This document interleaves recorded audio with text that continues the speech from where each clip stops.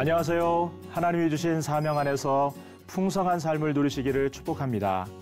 쉽고도 정확하게, 알차고 재미있게 하나님의 말씀을 가슴 깊이 새기는 시간, 소문난 성경교실의 송기찬 목사입니다.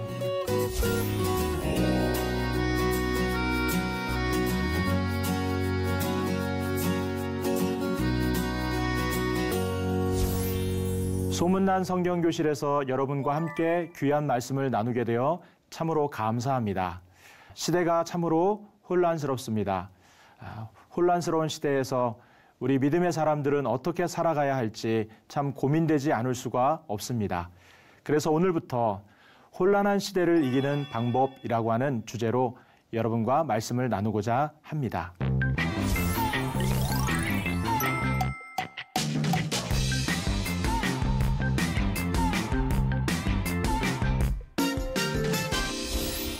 혼란한 시대를 이기는 방법. 오늘 첫 번째 시간으로 원초적 사명을 붙들자라고 하는 그런 내용입니다. 사회가 혼란할수록 가정이 주는 정서적 안정과 또 사랑은 너무나 절대적이고 중요하지 않을 수가 없습니다. 특별히 가정은 개인과 사회의 가장 중요한 토대와 기초를 이루는 부분입니다. 특별히 또한 믿음의 사람들에게 있어서 이 가정은 정서적 안정과 또 사랑뿐만 아니라 신앙적으로 자녀들과 아이들에게 신앙의 전수를 하고 또 올바른 가치관과 또 좋은 것들을 함께 나누는 중요한 그런 위치에 있는 바로 그 가정입니다. 이런 가정을 하나님께서 최초에 창조하시면서 그 가정 속에 하나님이 어떤 사명, 특별히 남자와 여자에게 어떤 사명을 주셨는가를 오늘 말씀을 통해 살피고자 합니다. 우선 하나님께서 창조하신 창조에 대한 내용을 살펴보고자 합니다. 창세기에 보면 1장과 2장에 각각 첫 번째 창조 이야기와 또 두 번째 창조 이야기가 나오게 되는 것을 보게 됩니다. 첫 번째 창조 이야기에 나오는 이 엘로힘, 하나님에 대한 이야기, 그리고 두 번째 2장 4절부터 진행되는 예호바 엘로힘이라고 하는 여호와 하나님에 대한 명칭이 나오게 되는 것을 봅니다. 첫 번째 창조는 하나님께서 말씀으로 6일 동안 온 세상을 창조하신 그 창조의 모습이 나오게 됩니다. 그 창조의 모습은 너무나도 웅장하고 그리고 장엄하신 그런 하나님의 모습으로 등장합니다.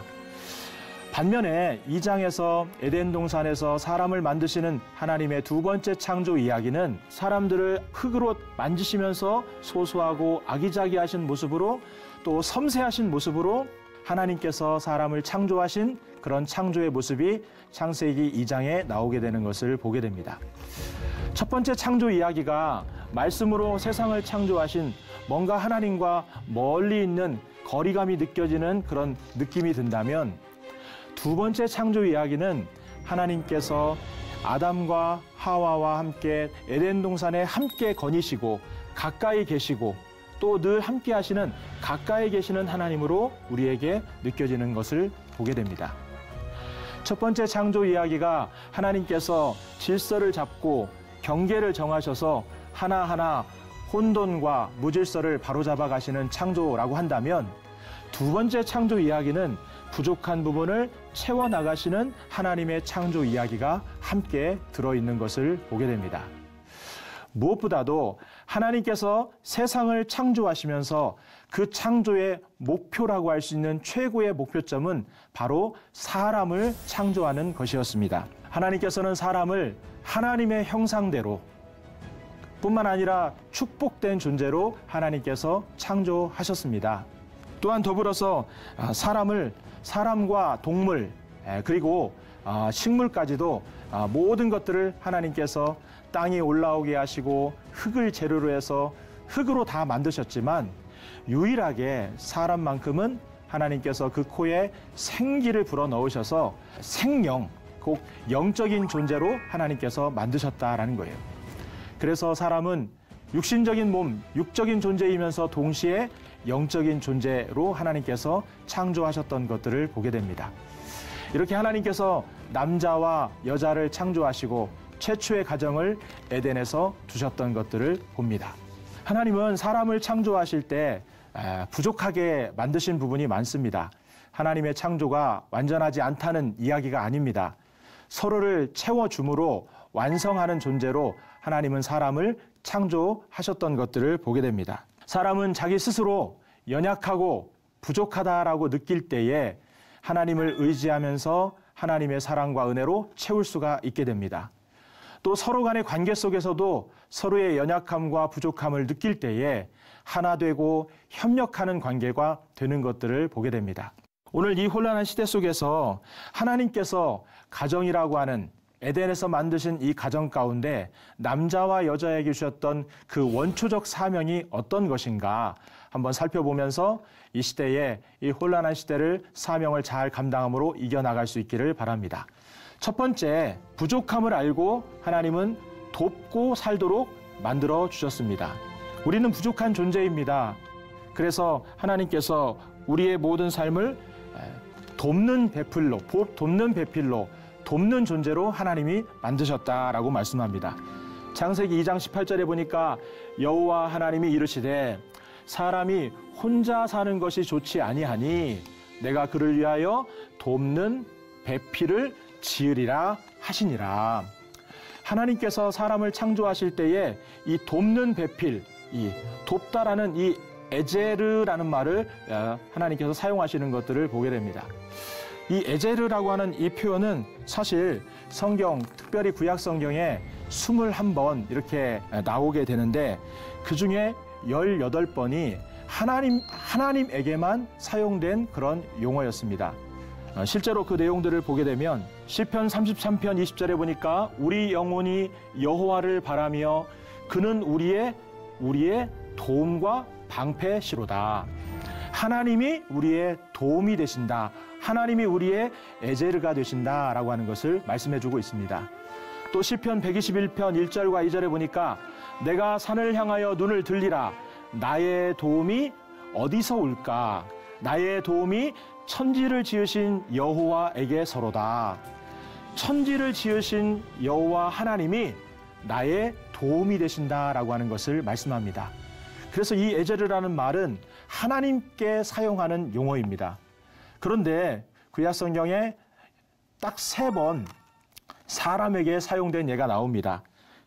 그 첫 번째로 에스겔서 12장 14절에 보게 되면 내가 그 호위하는 자와 부대들을 다 사방으로 흩고 또 그 뒤를 따라 칼을 빼리라 라고 하는 것을 말씀합니다.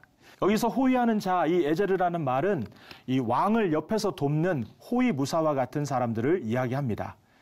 그런데 하나님에게 개인적으로 썼던 이 말을 유일하게 사람 개인에게 쓴 말이 창세기 오늘 살피게 된 18절과 2장 18절과 20절에 나오는 돕는 배필이라는 말입니다. 하나님 앞에 쓰여졌던 용어 에제르가 사람 개인에게 돕는 배필로 쓰여진 그런 경우가 바로 창세기 2장 18절과 20절이 유일하다라는 겁니다. 그래서 하나님은 여자를 창조하시면서 여자를 돕는 배필, 에제르로 창조하셨다라고 하는 것을 말씀합니다. 여자는 사실 남자에 비해서 육체적으로도 연약하고 또 힘도 약한 그런 존재입니다. 그러나 여자들을 보면은 참 그 남자들보다 훨씬 더 촉이 있다라고 하죠. 눈치도 빠르고 그리고 여러 가지 면에서 또 분위기 파악도 잘 하는 것들을 보게 됩니다. 남자들은 무엇을 도와야 될지 잘 모르는 경우가 많지만 여자들은 보는 순간 무엇을 도와야 될지 또 어떤 부분이 부족한지를 더 잘 알고 그런 것들을 파악하는 데 굉장히 빠른 것들을 보게 됩니다. 어찌 보면 하나님께서 여자를 돕는 배필로 만드신 것은 그만큼 여자가 잘 도울 수 있는 능력이 있고 또 잘 도울 수 있는 눈과 잘 도울 수 있는 시선이 있기 때문에 하나님께서 그렇게 말씀하셨다라고 하는 겁니다. 남자는 눈치가 없다고 합니다. 이렇게 무엇을 도와야 할지 잘 모르는 경우가 많은데 여자들은 그런 부분을 잘 돕는다라는 것이죠. 실제로 이렇게 뇌를 연구하는 과학자들의 이야기를 보면은 남자와 여자의 각각 장점이 있다라고 이렇게 이야기를 합니다. 남자의 뇌보다 여자의 뇌가 이 왼쪽과 오른쪽의 뇌를 연결하는 이 중간 그 신경 다발들이 연결하는 신경 다발들이 여자에게 훨씬 더 많이 있고 또 훨씬 더 두텁고 활성화되어 있다 이렇게 이야기를 합니다. 무슨 말이냐면 여자들은 감정적인 부분이나 언어적인 부분이나 그리고 여러 가지 직관적인 사고를 동시에 할 수 있는 그런 능력이 여자에게 훨씬 더 많이 있다라는 겁니다. 그래서 여자들은 한꺼번에 다양한 일을 할 수가 있습니다. 내가 전화를 통화하면서도 그리고 TV를 볼 수 있고 TV를 보면서도 세탁기를 돌릴 수 있고 세탁기 돌리면서도 또 남편에게 잔소리할 수 있는 여러 가지 그런 다양한 일들을 한꺼번에 할 수 있는 능력이 여자에게 있다라는 겁니다. 반면에 남자는 왼쪽이면 왼쪽, 오른쪽이면 오른쪽 뇌를 한 곳에 집중적으로 사용할 수 있는 집중력이 남자에게는 훨씬 더 뛰어난 것들을 이제 보게 됩니다. 또한 더불어 여자에게는 이 언어의 능력과 또 공감 능력을 남자보다 훨씬 많이 주셨습니다. 그래서 사실은 이 여자분들이 이 감정적으로 느꼈던 기억을 오랫동안 하지만 남자들은 쉽게 잊어버리는 경우가 많습니다. 여자들은 이렇게 자기를 가슴 따뜻하게 안아주었던 그런 어떤 따뜻한 기억과 추억들을 그런 감정들을 오랫동안 기억합니다. 그리고 그것들을 마음에 담고 오랫동안 추억하는 그런 능력이 많이 있다라는 거예요. 하나님께서 서로 부족한 부분을 채워가도록 서로가 돕는 존재로 만드셨지만 특별히 하나님께서 여자에게 더 도울 수 있는 능력, 더 잘 도울 수 있는 그런 돕는 배필, 에제르의 사명을 하나님께서 여자분들에게 주셨다라고 하는 것을 성경을 통해서 우리가 알 수 있다라는 겁니다. 그래서 여자에게는 돕는 사명이 있습니다. 남자를 돕는 사명이 있고 주변을 돕는 사명이 있고 또 내 곁에 있는 많은 사람들을 도울 수 있는 그런 사명과 능력을 하나님이 주셨습니다. 특별히 남자를 잘 도울 수 있는 방법이 어떤 것일까?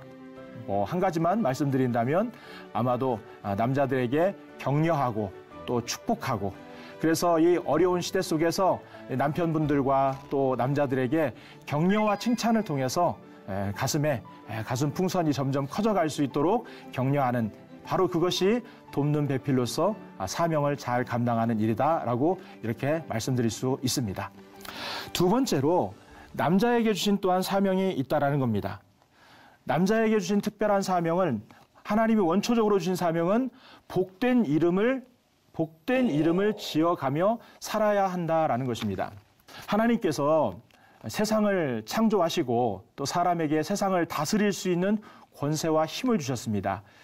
그런데 그 세상을 다스릴 수 있는 힘 중에서 가장 또한 중요한 것 중에 하나가 이름을 붙이는 것입니다. 이름을 붙이는 것입니다. 한번 우리 2장 19절과 20절 말씀을 먼저 한번 읽어보겠습니다. 여호와 하나님이 흙으로 각종 들짐승과 공중의 각종 새를 지으시고 아담이 무어라 부르나 보시려고 그것들을 그에게로 이끌어 가시니 아담이 각 생물을 부르는 것이 곧 그 이름이 되었도다. 아담에게 하나님께서 이름을 짓도록 하셨다라는 거예요. 그리고 그 이름 짓는 것을 하나님이 무엇이라 부르는가 하나님이 보셨다라고 이렇게 말씀하고 있는 것을 보게 됩니다. 성경에서 이름을 부르는 경우가 3가지 정도 나오는데 이름을 부르다라는 말이 첫째는 하나님을 찾아서 하나님께 기도하고 예배드릴 때 하나님께 예배하고 기도드릴 때 우리가 여호와의 이름을 부른다라는 표현으로 우리가 부르다라는 말을 사용합니다. 또 특별히 어떤 사람을 목적을 위해서 부를 때 사람을 부를 때에도 내가 너를 지명하여 불렀나니 너는 내 것이라 이렇게 말씀한 것처럼 사람을 지명하여 부를 때에도 이 부른다라는 표현을 씁니다. 창세기 2장 오늘 19절 20절에 나와 있는 이 말씀은 여기 3번째 해당되는 말씀인데 그 이름을 부름으로 사명과 역할을 부여해 주는 의미가 여기에 있다라는 겁니다. 하나님이 아담에게 생물의 이름을 짓게 하셨습니다. 그리고 무어라 이름하는가를 무엇이라 부르는가를 하나님이 보셨다라는 거예요. 남자가 어떻게 이름 짓느냐가 굉장히 중요한 사명이라는 것을 우리에게 말씀합니다. 여자에게는 돕는 사명을 주셨다고 한다면 남자에게는 이름 짓는 사명을 주셨습니다. 그런데 그 이름 짓는 사명이 잘못된 악의적인 마음으로 또 악하게 자주 사용되는 경우를 보게 됩니다. 그래서 사람들을 향하여 잘못된 규정을 내리고 또 사람들을 향하여 잘못된 낙인을 찍고 또 사람들에게 잘못된 말로 그 사람을 편견과 선입견을 갖도록 만들어가는 경우도 참 많이 있습니다. 예를 들어서 사람에게 야, 저 사람은 나쁜 사람이야. 저 사람은 안 될 사람이야. 저 사람은 기회주의자야. 이렇게 한 번 부르고 두 번 부르고 세 번 부르다 보면 결국 그 사람의 이미지와 그 사람의 이름은 그 불려진 대로 그 사람을 보게 된다는 거예요. 그 사람에게 좋은 부분이 있고 그 사람에게 칭찬할 부분이 많이 있음에도 불구하고 사람들은 그 이야기, 불려진 이름대로 사람들을 보게 되고 편견과 선입견으로 사람을 바라보게 된다는 것입니다. 지금 이 시대가 참으로 여러 가지로 혼란한 시대라고 말합니다. 특별히 악한 마귀는 이 시대에 남자들에게, 특별히 남자들에게 아름다운 것들, 복된 것들, 또 좋은 것들까지 사람들에게 편견과 선입견을 갖도록 이름을, 악의적인 이름과 또 저주스러운 이름과 또 거짓된 이름과 잘못된 이름을 부르도록 그렇게 악한 마귀는 이 시대에 우리에게 역사하고 있는 것을 봅니다. 어떤 사람은 개인적으로 이런 어려움을 당해서 자기 스스로 우울증에 빠지는 사람도 많이 있고 또 경제적으로도 그 사람이 충분한 능력과 좋은 것들을 가지고 있음에도 불구하고 10분 자기의 역량을 발휘하지 못하는 상황도 이런 악의적인 이름을 통해서 생기는 경우가 많이 있는 것을 이제 보게 됩니다. 사회적으로도 서로 간에 서로를 이름 짓고 규정함으로 인해서 대립하고 갈등하면서 서로가 서로의 목을 죄는 그런 안타까운 상황도 우리의 삶 속에 너무나 자주 찾아오게 되는 것들을 보게 됩니다. 성경에서 우리에게 말씀하십니다. 우리에게 찾아오는 사람뿐만 아니라 모든 상황에 대해서 하나님은 남자들이 무엇이라 부르는가를 하나님이 보신다라는 겁니다. 그래서 그 사람에 대한 부분도 마찬가지고 우리에게 찾아오는 환경과 상황도 마찬가지다라는 겁니다. 예수님도 보시면 예수님도 참 좋은 이름을 많이 불러주셨습니다. 복된 이름을 많이 불러주셨습니다. 그리고 그 사람의 가능성과 그 사람의 앞날에 대한 미래적인 이름을 많이 불러주셨습니다. 베드로와 같은 경우 얼마나 흔들거리는 믿음이었습니까? 그런데 베드로를 향해서 너는 반석이 될 것이다. 너는 반석이다. 라고 하는 이 페트라라고 하는 말을 이 베드로에게 붙여주셨습니다. 그리고 실제로 베드로는 정말 반석 같은 믿음이 되었던 것을 보게 됩니다. 삭개오를 향하여 너도 아브라함의 조상이다 라고 말했습니다. 그렇게 이름을 불러주었습니다. 그러자 이 삭개오도 정말 아브라함처럼 멋진 나눔의 삶을 살았던 것을 보게 됩니다. 심지어 예수님에게 찾아와서 예수님의 뒤통수에서 함부로 얘기했던 이 나다나엘도 참으로 나사렛에서 무슨 선한 것이 나겠느냐 이렇게 얘기했던 이 나다나엘을 향해서도 그는 진정으로 이스라엘 사람이고 또 참 이스라엘 사람이고 그 속에 간사한 것이 없다라는 말로 이 나다나엘을 예수님께서 그렇게 이름을 불러주셨습니다. 결국 나다나엘 나중에 예수님의 사명을 붙들고자 그 아르메니아까지 가서 정말 가죽이 벗겨지는 그런 순교의 자리까지도 믿음을 지키고 신앙을 지켜나갔던 것들을 이제 보게 됩니다. 하나님이 남자에게 다스림의 능력을 주셨습니다. 그 다스림의 능력은 이름 짓는 것으로 하나님께서는 사용되기를 원하신다는 것을 우리들이 꼭 잊지 않으시길 바랍니다. 고난이 옵니다. 고난이 올 때 남자의 이름 짓기가 너무 중요합니다. 야, 죽었다. 이제는 끝났다. 끝장이다. 남자가 그렇게 이름을 지으면 정말로 끝이 납니다. 어려운 환경과 상황이 찾아옵니다. 야, 우리 망했다. 우리는 이제 더 이상 희망이 없다. 그러면 정말 희망이 없어지는 겁니다. 하나님이 남자를 창조하신 것은 어떻게 이름 짓는가를 하나님은 매일매일 우리에게 보신다라는 거예요. 고난의 환경이 온다 할지라도 그 고난의 환경을 향해서 하나님께서 함께 하신다. 그리고 하나님이 돕고 계신다. 또 하나님이 우리를 통해 뭔가 계획하신 부분이 있다라고 하는 믿음의 이름을 붙이고 소망의 이름을 붙여 나갈 때에 우리의 삶에는 그 믿음대로 다스림의 능력이 발휘되고 그 이름대로 모든 일들이 이루어지게 된다는 것입니다. 성경 빼빼로절이라고 하죠. 잠언 11장 11절에 보게 되면 성읍은 정직한 자의 축복으로 인하여 진흥하고 악한 자의 입으로 말미암아 무너진다라고 말씀합니다. 어떤 도시든지 어떤 나라든지 어떤 개인과 가정이든지 정직한 자의 축복, 믿음 있는 사람들의 그 축복된 말로 인해서 진흥하게 된다라는 것입니다.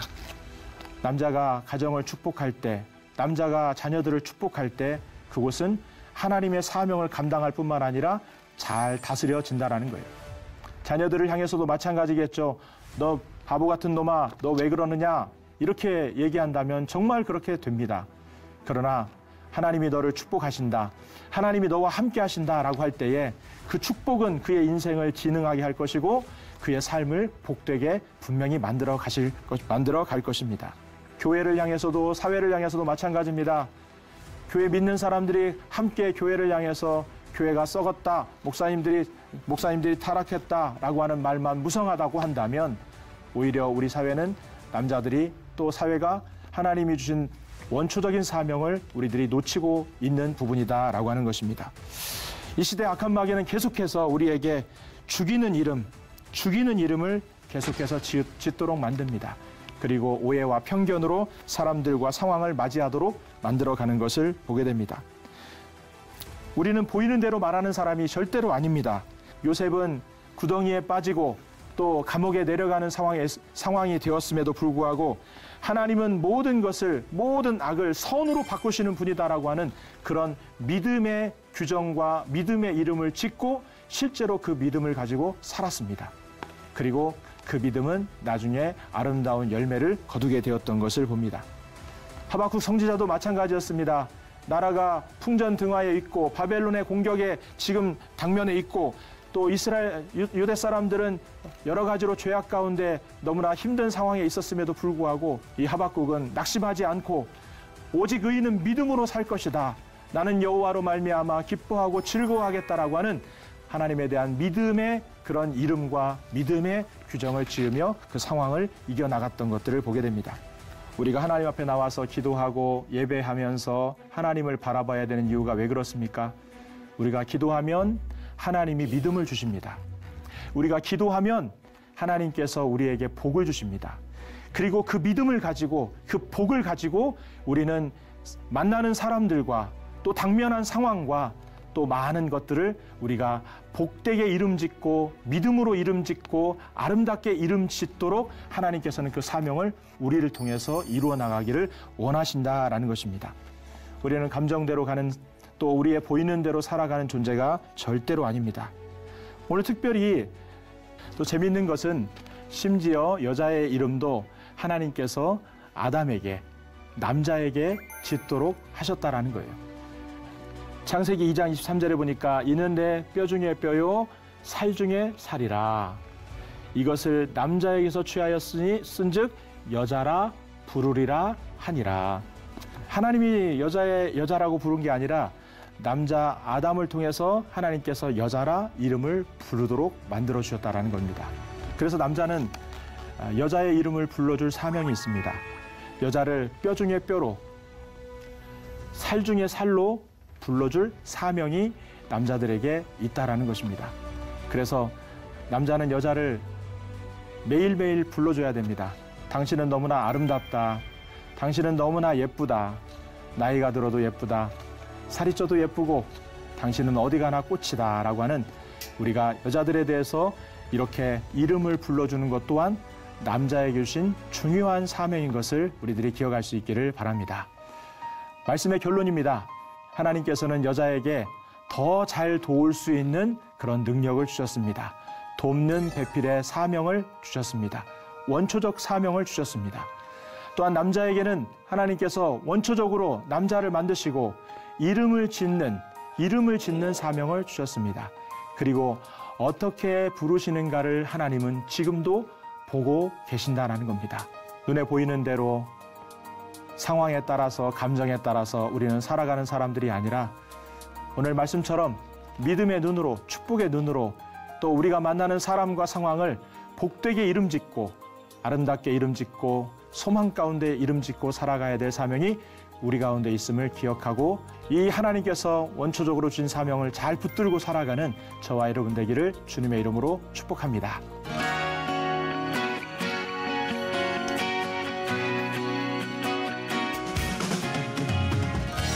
여러분 유익한 시간 되셨나요? 오늘 수업은 유튜브를 통해서 다시 보실 수 있는데요. 말씀을 묵상하면서 주님의 능력으로 이 시대를 넉넉히 이겨나가시기를 바랍니다. 다음 시간에는 믿음의 손을 내밀라라는 주제를 가지고 모세가 홍해를 건넌 너무나 재미있는 이야기로 여러분을 만나 뵙겠습니다. 오늘도 말씀 안에서 새 힘을 얻는 복된 하루 되시고요. 다음 시간에 뵙겠습니다. 감사합니다.